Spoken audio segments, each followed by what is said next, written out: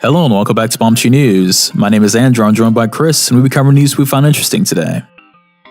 Nintendo has announced that 2 of the Switch's biggest titles will be updated with Labo VR support. The Nintendo Labo VR kit is set to launch on April 12th, and while the idea of VR on the Switch seems cool, I can't say I was all that excited about another Labo title. However, Nintendo has revealed that both Super Mario Odyssey and Legend of Zelda Breath of the Wild will be updated with Labo VR support. Super Mario Odyssey will be adding in 3 so-called mini-missions that's being described as, quote, a bite-sized bonus experience, end quote. While the update for Mario Odyssey looks to be limited to those specific missions and areas, Breath of the Wild's VR update is much larger in scope. The short video they posted on Twitter doesn't show off too much, but it looks like the entirety of Breath of the Wild will be playable in VR. Players will be able to toggle VR off and on in the menu, and will be compatible with existing save files, so it seems like you'll be able to explore all of Hyrule in VR. While it's a little disappointing that more of Super Mario Odyssey isn't playable in VR, both of these announcements come as a very welcome surprise. The idea of gliding and shield surfing around Breath of the Wild sounds incredible, and depending on how well the Labo VR kit works, might be enough to convince me to pick it up. The free VR updates for Super Mario Odyssey and Breath of the Wild will be released on April 25th.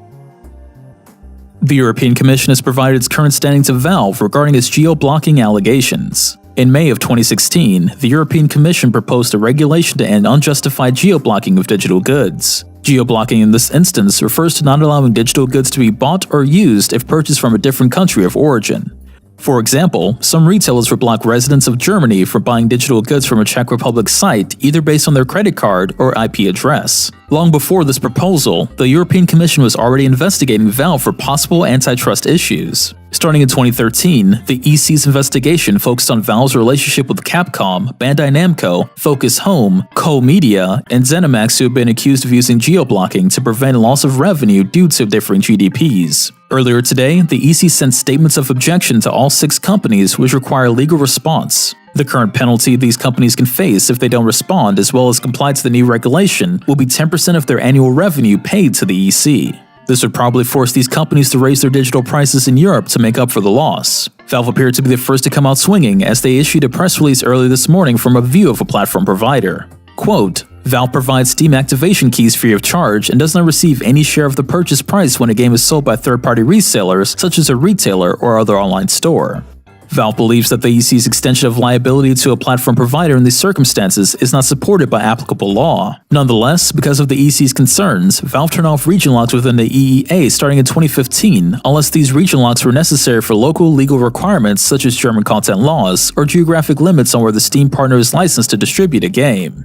End quote. To put it simply, Valve has taken the stance that since 2015, they themselves haven't intentionally enabled or enforced geo-blocking except in very specific circumstances. They're instead shifting the blame to other retailers and online stores. While not knowing the inner workings of the relationship firsthand, it's clear that if Valve and the other companies don't comply to the EC's requirements, they will either experience multi-million-dollar losses or face a very angry European customer base.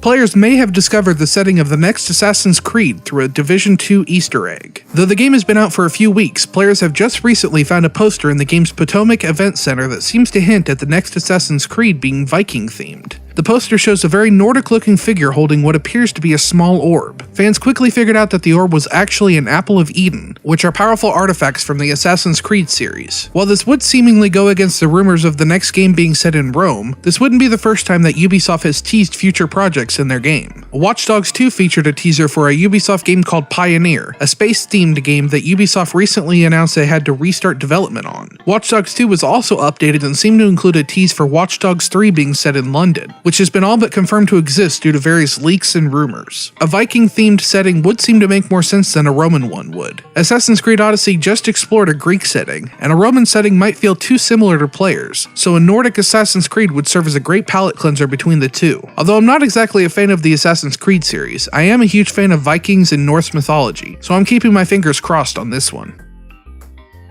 Well, that's all the news we found interesting today. Feel free to share any awesome game news we may have missed in the comments below, and we'll see you guys next time.